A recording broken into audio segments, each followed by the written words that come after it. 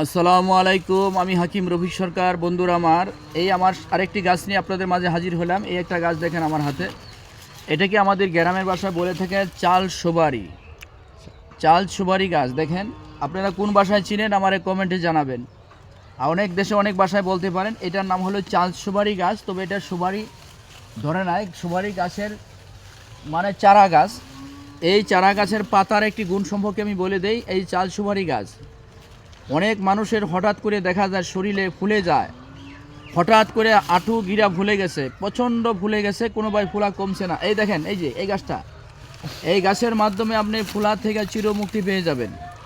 এই যে চাল সুপারি গাছের পাতাটা দেখেছেন, এই যে পাতাটা, এই পাতাটা বিশাল শক্ত। দেখেন এই পাতাটা নেবেন, এই দেখেন এই যে এই পাতাটা নেবেন। যাদের শরীর ফুলে গেছে হঠাৎ করে, মাজা কোমরে ফুলে গেছে, মানে শুধু ফুলার জন্য এটা ব্যবহার করবেন, ব্যথার জন্য না, শুধু ফুলার জন্য। ফুলা কমে যাবে। একের থেকে 2বার থেকে 3বার ব্যবহার করবেন।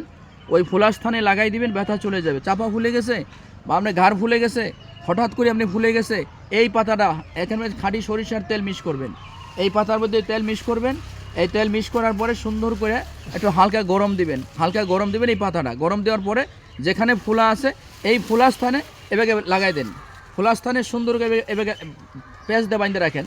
আমি দেখাইলাম যেমন করে এমনি পেঁয়াজ দিয়ে বাঁধতে রাখেন। 1 থেকে 10 মিনিট বা সর্বোচ্চ 15-20 মিনিট রাখবেন। ওই ফোলাটা আস্তে আস্তে আস্তে আস্তে কমে গেছে। এই গাছের মাধ্যমে, এই গাছের একটা পদার্থ রয়েছে, এই গাছের একটি পাওয়ার রয়েছে, গুণ ক্ষমতা আল্লাহ তাআলা দিয়েছে।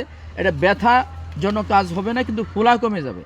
আমার যে কোনো ধরনের ফোলা কমে যাবে। যে কোনো জায়গায় ফোলা আছে, কোমরে হোক, আঁটুতে হোক, আঙ্গুলে হোক, মাথায় হোক, আপনি হঠাৎ করে দেখবেন কোনো জায়গায় আঘাত খাইয়ে ফুলে গেছে গা, বা পড়ে গিয়ে ফুলে গেছে গা, এরকম হইতে পারে।